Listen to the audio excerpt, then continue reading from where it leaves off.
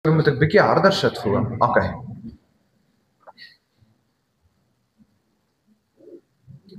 Is dit beter? Okay. Julle kan asseblief my vanoggend oopmaak by Matteus 26 vers 17 tot 30, Matteus 26 vers 17 tot 30 en terwyl julle dit opsoek, is daar ook so 'n paar gebedsversoeke wat ek net met julle wil deel. Eerstens vra ek dat julle asseblief vir Tannie Connie sal bid. Sy is blykbaar regtig erg siek met ietsie soos griep of iets by die huis en sy het gister met my gepraat, maar sy klink glad nie lekker nie. So asseblief dra op aan die Here en dan ook vir Tannie Marlene, weet ek ook is siek en sy het ook haar ligamente in haar skouer geskeur. As jy asseblief vir haar ook net sal opdra. En ja, as jy 'n tydjie het, stuur vir 'n boodskap, is altyd lekker om te weet iemand dink aan jou en ook bid vir jou terwyl jy ook nie lekker voel nie. So dis Matteus 26 vers 17 tot 30. Net voordat ons lees, ons sluit net die oë en dan nader ons tot die Here.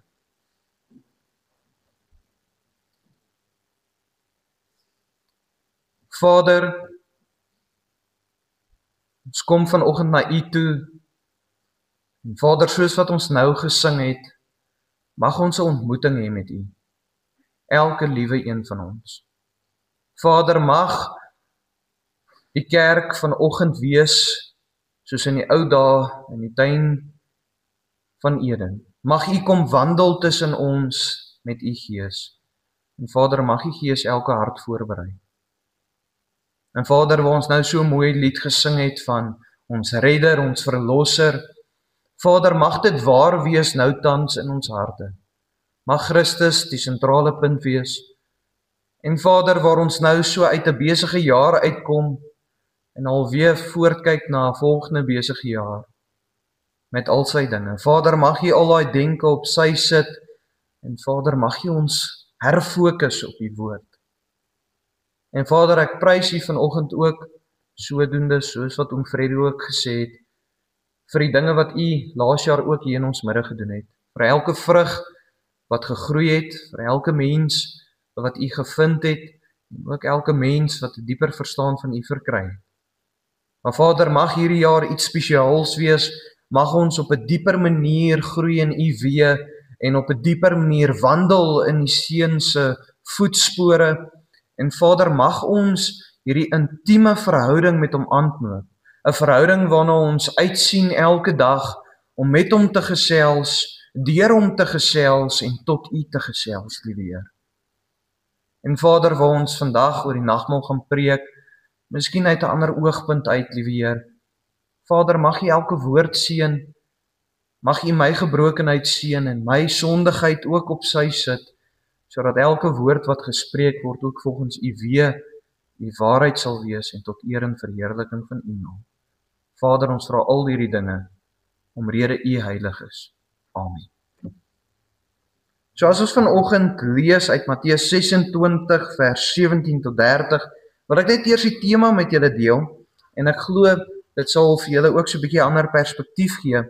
Ons tema vir vanoggend is nagmaal deur die oë van Matteus. Die opskrif dan van Matteus 26 vers 17 tot 30 is die laaste Pasga, die heilige nagmaal. Vers 17. En op die eerste dag van die ongesuurde brode kom die disippels na Jesus en sê vir hom: "Waar wil U hê moet ons vir U klaarmaak om die Pasga te eet?" En hy antwoord: "Gaan na die stad na 'n sekere iemand en sê vir hom: Die meester laat weet, my tyd is naby. By jou sal ek die Pasga hou met my disippels." Daarop het die disippels gedoen soos Jesus hulle beveel het en hulle het die Pasga berei. En toe dit aand geword het, was hy met die 12 aan die tafel. En terwyl hulle eet, sê hy: "Voorwaar ek sê vir julle, een van julle sal my verraai." Toe word hulle baie bedroef en begin elkeen van hulle aan hom te sê: "Is dit miskien ek, Here?" Toe antwoord hy en sê: "Hy wat saam met my sy hand in die skottel insteek, hy sal my verraai. Die Seun van 'n Mens gaan wel heen soos daar van hom geskrywe is, maar wee daardie man deur wie die Seun van die Mens verraai word.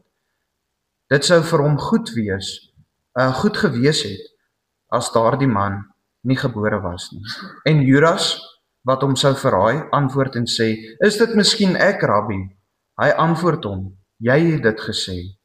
En terwyl hulle eet, neem Jesus die brood en nadat hy gedank het, breek hy dit en gee dit aan sy disippels en sê, neem, eet dit is my liggaam. Toe neem hy die beker en nadat hy gedank het, gee hy dit aan hulle en sê, drink almal daaruit, want dit is my bloed, die bloed van die Nuwe Testament, wat vir baie uitgestort word, tot vergifnis van sondes. Maar ek sê vir julle, ek sal van nou af nooit meer van hierdie vrug van die wynstok drink nie, tot op daardie dag, wanneer ek dit met julle opnuut sal drink, in die koninkryk van my Vader. En nadat hulle die lofsang gesing het, het hulle uitgaan na die Olyfberg. Net tot sover asseblief.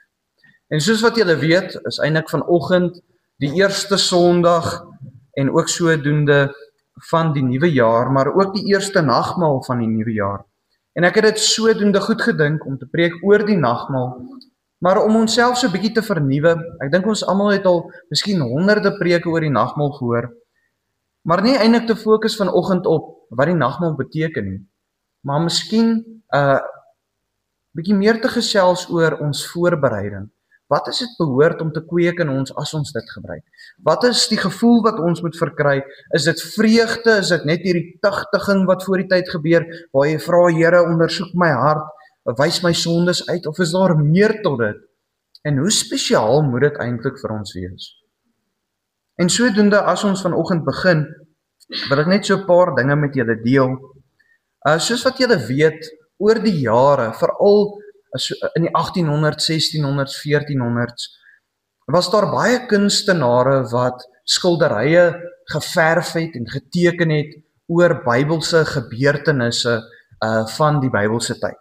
Maar een van die gedeeltes wat die meeste geverf was deur kunstenare, was die Last Supper, of die nagmaal gebeurtenis, waar Jesus met sy disippels om die tafel sit. Maar wat interessant is, elke kunstenaar se kunswerk natuurlik is uniek tot homself. Elke een het hierdie tafel geteken met die disippels, met Christus, uit hulle eie perspektief uit, en ook met hulle eie sienings. As jy na 'n party van die stukke kyk, dan kry jy die indruk van 'n feesviering. Daar's 'n glimlag op elke een se gesig, want Christus is die redder. Maar dan kry jy weer ander wat die indruk skep van ernstigheid. Miskien net voordat Christus, of terwyl Christus praat en sê, een van julle gaan my verraai. Dan kry jy weer ander wat die indruk skep van meer 'n morbied gevoel, 'n hartseer gevoel, 'n diep sorrow, soos die Engels sal sê, as 'n mens na dit kyk. En op dieselfde manier het elke skrywer van die evangelie oor hierdie gebeurtenis geskryf uit hulle eie perspektief uit. Nie dat die een waar is en die ander een vals is nie, maar dat elke een iets neergepen het wat vir hulle belangrik is. Klem gelê het op iets wat vir hulle uitgestaan het oor hierdie nagmaal ervaring.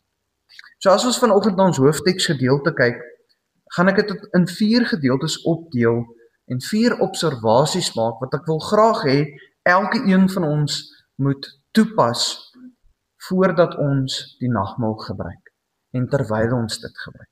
So die eerste observasie vind ons in vers 17 tot 18 en dit is die nodige voorbereiding. Vers 17 en 18 sê vir ons: En op die eerste dag van die ongesuurde brode kom die disippels na Jesus en sê vir hom: Waar wil u hê moet ons vir u klaarmaak om die Pasga te eet? En hy antwoord: Gaan na die stad na 'n sekere iemand en sê vir hom: Die meester laat weet, my tyd is naby. By jou sal ek die Pasga hou met my disippels. Nou eerstens, hierdie dag waarop die disippels nou van praat en waar hulle met Christus praat, het eintlik was die dag van Pasga. En dis 'n fees, 'n tydperk. Maar op dieselfde dag het 'n nuwe fees begin ook, die fees van ongesuurde brode. En hierdie feestydperk was baie keer 7 tot 8 dae lank, maar eintlik vier die Israeliete op daai dag die einde van een fees, maar 'n begin van 'n nuwe fees. En ons sien in ons hoofteksgedeelte dat daar baie voorbereiding was om hierdie feeste te vier. Ons sien die disippels het vir Jesus gevra, hoorie, waar wil hy die Pasga hou, maar ook nie net waar wil hy dit hou nie, maar in 'n sin van wie moet daar wees? Wie moet genooi wees? Al hierdie tipe aspekte sodat hulle genoeg tyd kan hê om voorbereiding te doen.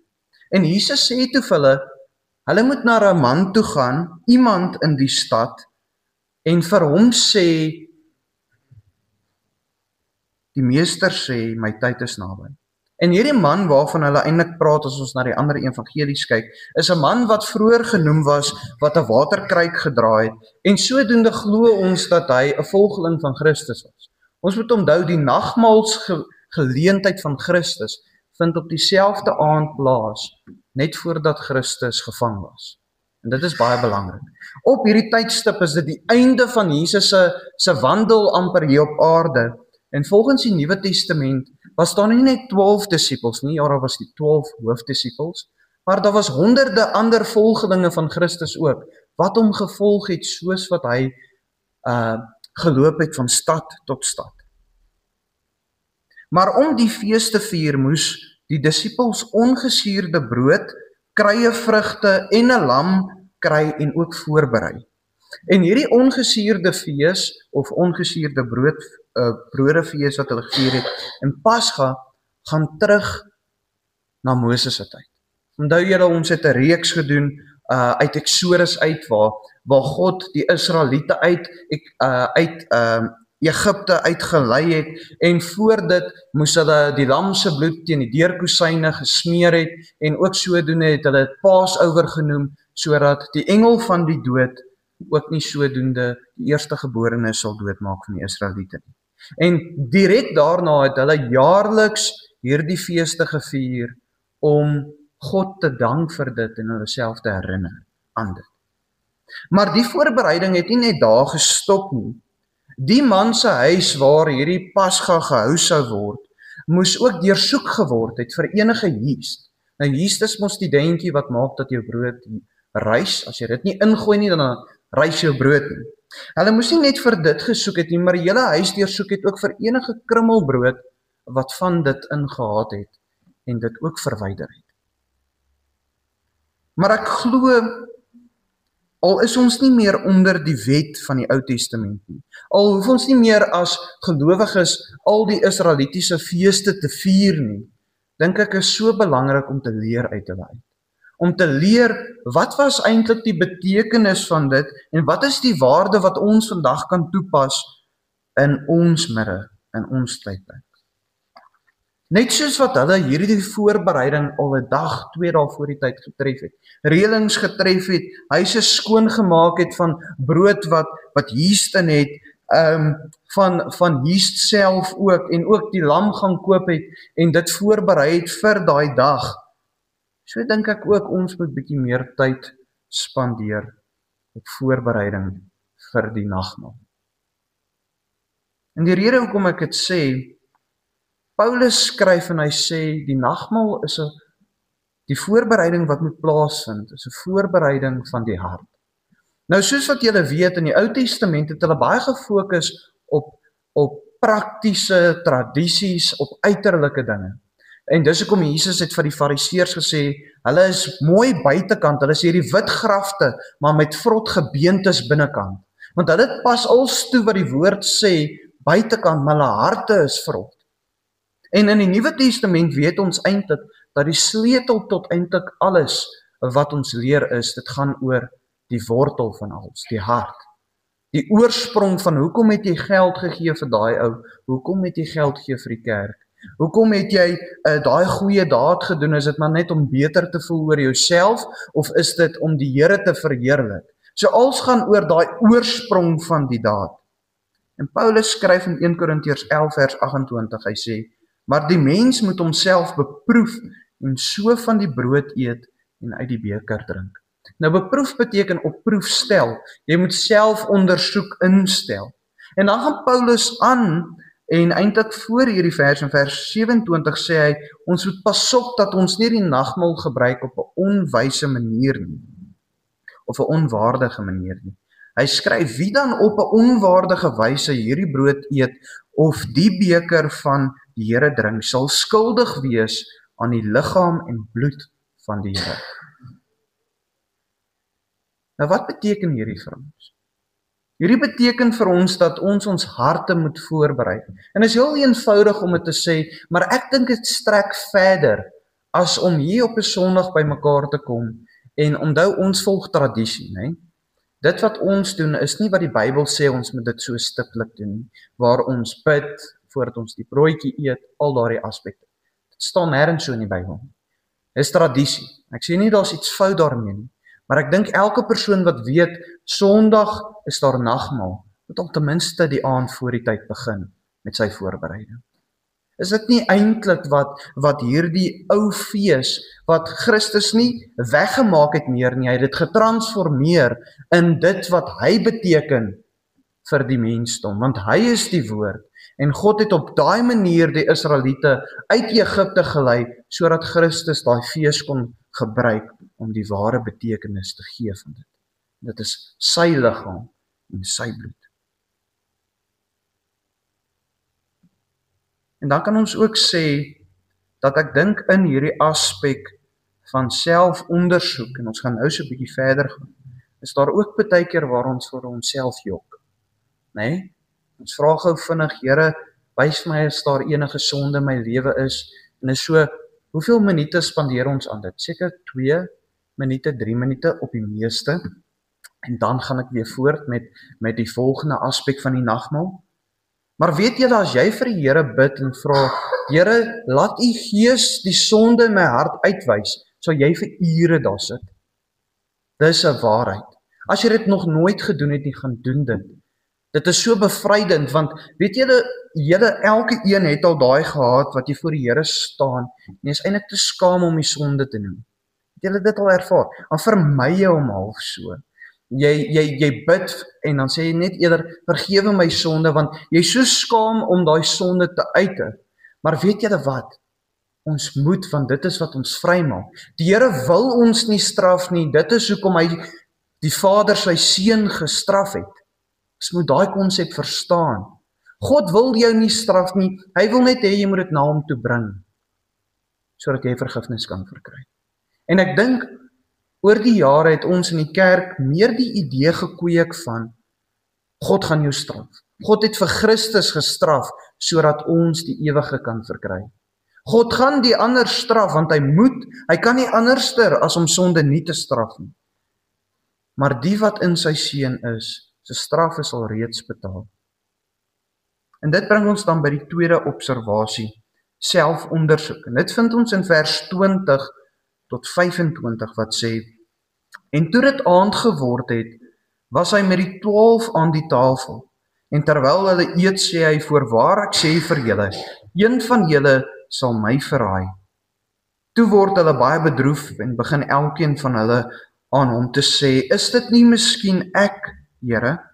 Toe antwoord hy en sê, hy wat saam met my sy hand in die skottel insteek, hy sal my verraai. Die seun van die mens gaan wel heen soos daarvan hom geskrywe is, maar wee daardie man, deur wie die seun van die mens verraai word. Dit sou vir hom goed gewees het, as daardie man nie gebore was nie. En Judas, wat hom nou sou verraai, antwoord en sê, is dit miskien ek, Rabbi? Hy antwoord hom, jy het dit gesê. Nou, in die middel van hierdie feesmaaltyd onderbreek Jesus die fees en hy maak 'n profesie. Hy profeteer teenoor sy disippels wat verwys, hy vertel wat in die toekoms gaan gebeur. En hy sê, maar een van julle gaan my verraai. Nou wat baie belangrik is, Jesus het vroeër, voor hierdie gebeurtenis, al genoem aan sy disippels, dat hy opgelewer gaan word, verwysend, dat hy op 'n manier verraai gaan word, gevang gaan word, en hy het ook deur baie verskillende verhale, eintlik al gesê ook, hy gaan hulle verlaat. Hulle het dit net nie gesnap nie. Maar nou vir die eerste keer hoor hulle, dit is nie 'n buitestander nie, dis nie 'n fariseer, miskien Nikodemus wat vir Christus geken het nie. Dit is een van die 12 vriende van Christus. Sy 12 beste vriende. Een van hulle sal hom verraai.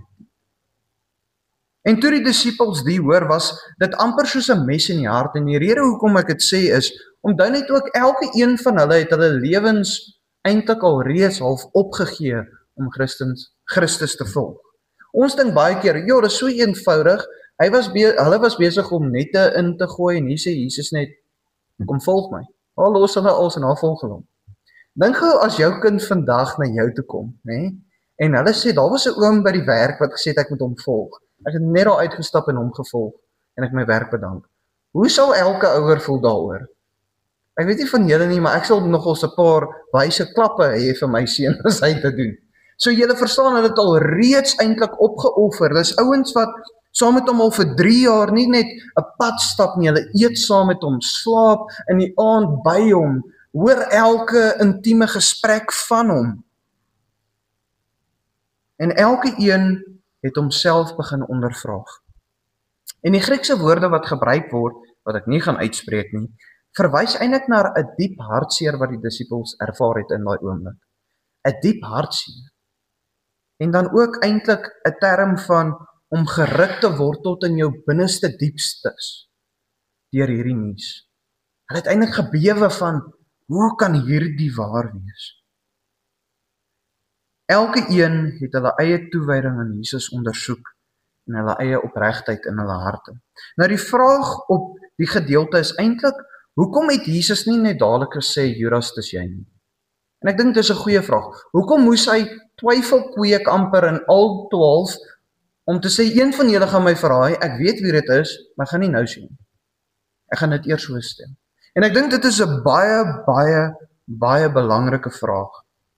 En eerstens, baie skrywers skryf daaroor, is om vir Judas die kans te gee om dit sy hart te bely teenoor Christus Jesus.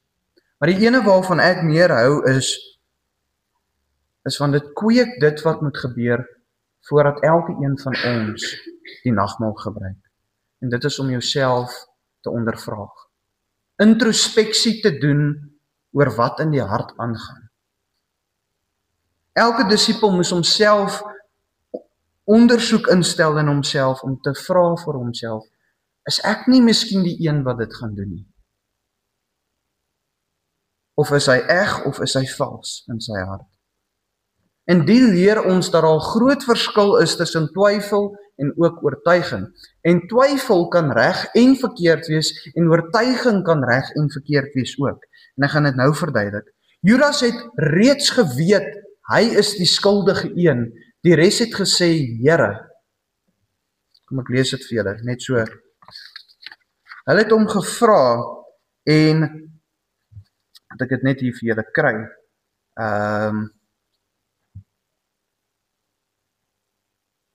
Hulle sê, is dit miskien ek, Here, het elke een van die 11 gesê. Maar Judas sê, is dit ek, Rabbi? In die oomblik ontken hy, nie soos die res nie, ontken hy dat Christus ook 'n gestuurde van God is. Het hy hom minder gemaak in sy eie hart, want hy het geweet wat hy aan hom gaan doen. En dis hoekom Jesus sê, jy het dit gesê. Dit is eintlik jy. En ek dink in daai oomblik het Judas die oortuiging gehad, hy het geweet hy is skuldig, waar die ander wat reg was, hulle self betwyfel het. Maar vice versa is eintlik wat ons soek vandag. As jy die nagmaaltafel nader, moet jy die oortuiging hê, ek is voorbereid vir dit.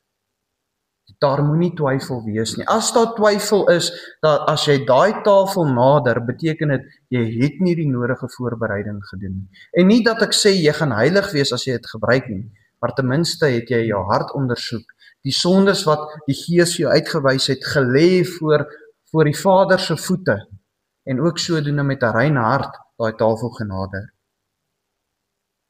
Mense, ek weet nie van julle nie, maar ek dink nie meer ons besef hierdie dieptheid en belangrikheid van die nagmaal.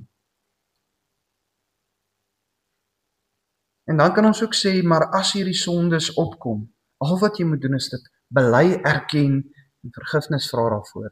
Want dis juis hoekom Jesus gekom het. Ek weet nie van julle nie, maar ek is so 'n bietjie dwaas in my eie hart en ek het altyd vir jare gevoel, omrede ek sonde het, voel ek minder waardig teenoor ander gelowiges, minder waardig om in die posisie te staan waar ek is. Maar soos wat mens groei in jou geloof, besef jy, juis omrede dit kan ek nie anderster as om gehoorsaam te wees nie. Juis omrede dit, nie gehoorsaamheid van ek gaan nie sonde doen nie, gehoorsaamheid om elke keer as ek sonde gedoen het, die Here te nader. Sê Here, verander my, ek kan nie verander self nie. Dit is gehoorsaamheid. Die Here roep ons tot heiligheid, maar hy weet dit is net moontlik teen volle wanneer Jesus ons kom haal.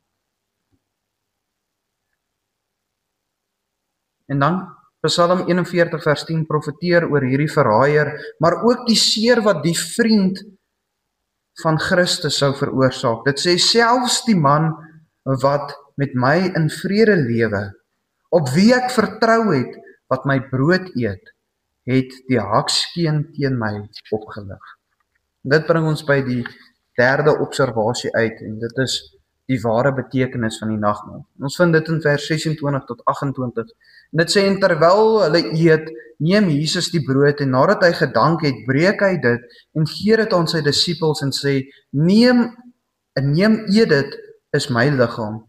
Neem my beker, en nadat hy gedank het, gee hy dit aan hulle, en sê, drink almal daaruit, want dit is my bloed. Die bloed van die Nuwe Testament, wat vir baie uitgestort word, tot vergifnis van sondes. Jesus onderbreek vir die tweede keer die Pasga maaltyd, en nie om dit mee weg te maak, en ek dink dit is die idee wat ons het met die Nuwe Testament. Ons hoef net die Nuwe Testament te lees, want die Ou Testament is mee weggemaak. En dis nie waar nie.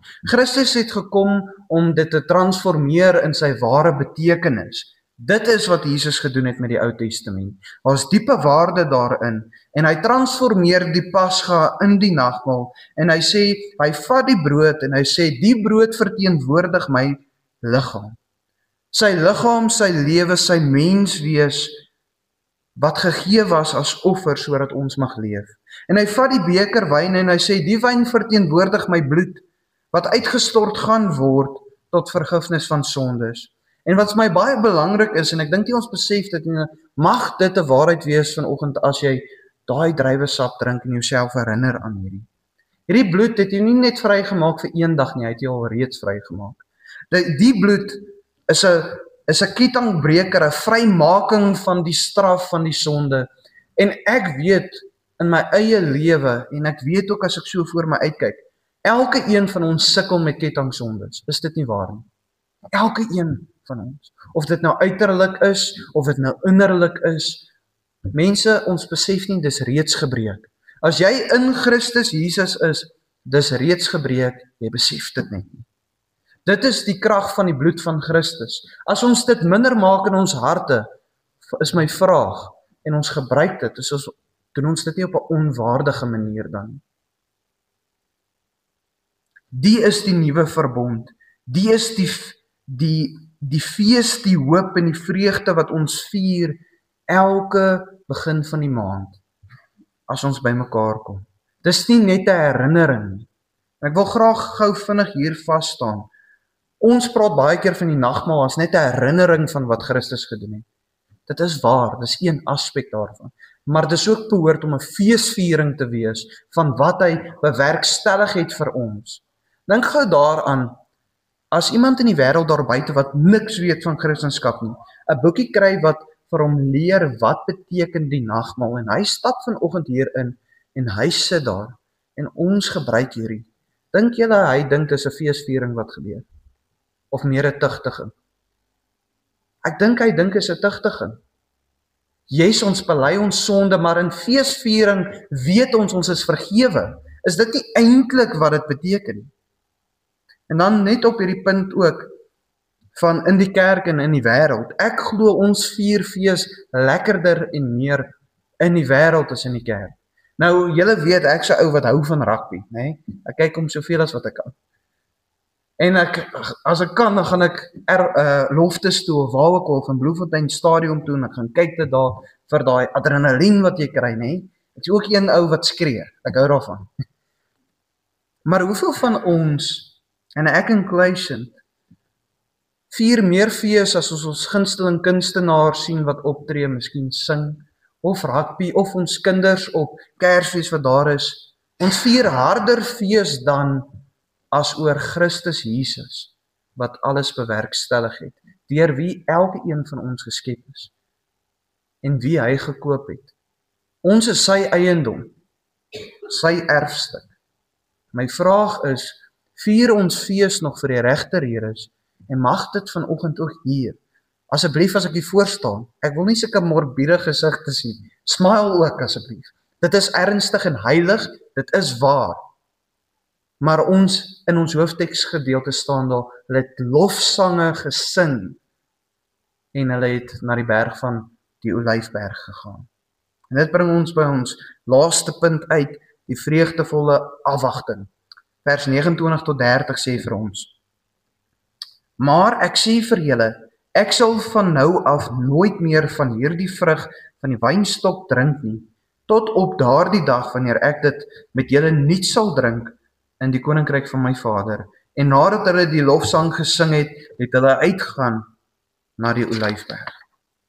Nou ek dink 'n aspek soos wat ek gesê het, wat ons partykeer te oor beklemtoon, en ek is ook skuldig, ek hou daarvan om miskien partykeer te hard te preek, wat reg is, maar ons sien die nagmaal as 'n tugting, net as 'n tugting. Christus was getug vir ons. Ek hoop julle besef dit. Die Vader tugtig ons ook in normale situasies, sodat ons kan leer van wat reg en verkeerd is. Die woord sê dit vir ons, 'n Vader wat lief is vir sy kinders, tugtig hulle. Maar Christus het gesterf vir ons, en hierdie gedeelte maak 'n belofte vir ons, en hierdie is vir my baie belangrik. Die nagmaal gaan nie net oor wat 2000 jaar terug gebeur het nie, maar dit gaan oor wat nog gaan gebeur ook. Jesus maak die belofte aan sy disippels, en aan ons vanoggend, 2000 jaar terug, dat wanneer hy ons kom haal, sal ons hierdie tekens saam met hom gebruik, geniet en ook feesvier. Openbaring 119 vers 9 sê, salig is die wat genooi is na die bruilofsmaal van die Lam. Nou is my vraag op hierdie punt miskien, wie word genooi? Die liggaam van Jesus Christus alleenlik. As jy nie eendag om daai tafel sit nie, gaan jy nie in die hemel wees nie. Jy is dan nie in die hemel, om dit so te stel. Tweedens, wie is die liggaam van Christus? Die wat weergebore is. En mense, wedergeboorte beteken nie, ek bid 1 keer 'n week nie. Dan getuig dit nie van wedergeboorte nie. Ek beloof jou dit. Wedergeboorte beteken om weergebore te word as 'n nuwe mens, as 'n nuwe skepping, as iets heeltemal anderster. As jy nog mense laat dink aan die ou Pieter of die ou Daniel, wie ook al, dan moet jy jouself ondervraag en vir die Here vra, Here, ondersoek my hart. Het ek werklik tot redding gekom of nie? Want hierdie Pieter wat tans hier staan, is maar eintlik presies dieselfde as die Pieter wat gebore was in sy mensevorm. Dan moet daar 'n verskil kom, dan moet jy in ernstigheid die Here nader.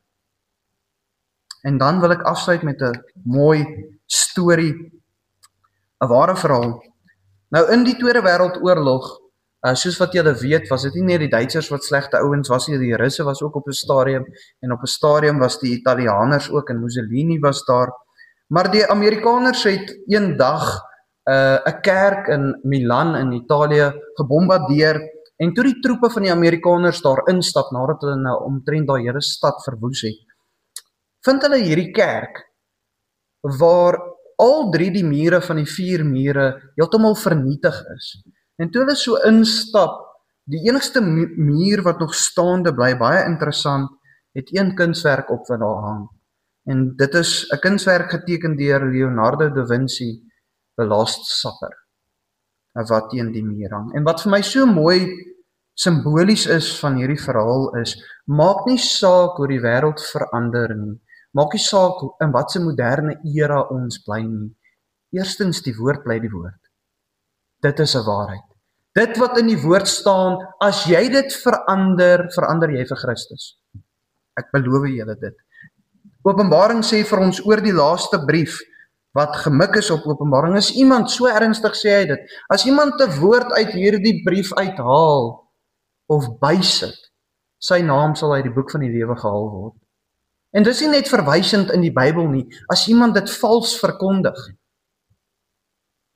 Maar tweedens kan ons sê dat Christus se belofte deur die eeue, deur die Eerste, Tweede Wêreldoorlog, deur ons grensoorlog, deur die Afghanistan-oorlog en deur die oorloë wat nog gaan kom, staande sal bly. Dis onveranderd, dit sal gebeur en mag ons daarin vashou. Amen. Kom sluit die oë. Vader, soos wat ons nou uit die woord gelees het, en ook onsself herinner het aan wat die nagmaal beteken, Vader, mag elke een van ons nou tans daai ondersoek instel. En Vader, mag daar nie een persoon te vind wees wat nie die nagmaal gebruik nie. Want juis Christus het daarvoor gekom. As daar iemand is wat miskien sukkel om die nagmaal te gebruik, omrede hulle sukkel om iemand te vergewe, Vader, laat hulle besef dat hulle dit ook net na u voete toe kan bring. Dat nie een van ons perfek is nie, maar dat u ons in hierdie werking plaas, in hierdie pers plaas, om meer en meer perfek en heilig te word. En Vader, mag ons vanoggend, as ons miskien vir jare dit nie so gebruik het nie, mag ons dit gebruik in groot vreugde en feesviering van Jesus wat weer terugkom. In dankbaarheid vir wat Christus gedoen het aan die kruis, is die ware lam. Maar Vader, dat dit ons aan mekaar vasbind om te sê, hierdie is juis vir ons alleenlik die liggaam van Jesus Christus, die ewige broers en susters, wat vir ewig een met mekaar ook sal wees.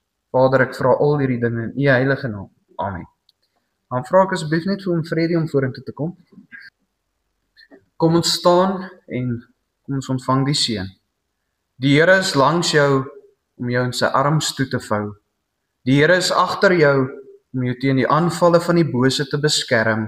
Die Here is onder jou om jou te dra as jy val. Die Here is binne jou om jou te lei met sy Heilige Gees. So seën die Here jou tot in alle ewigheid. Amen.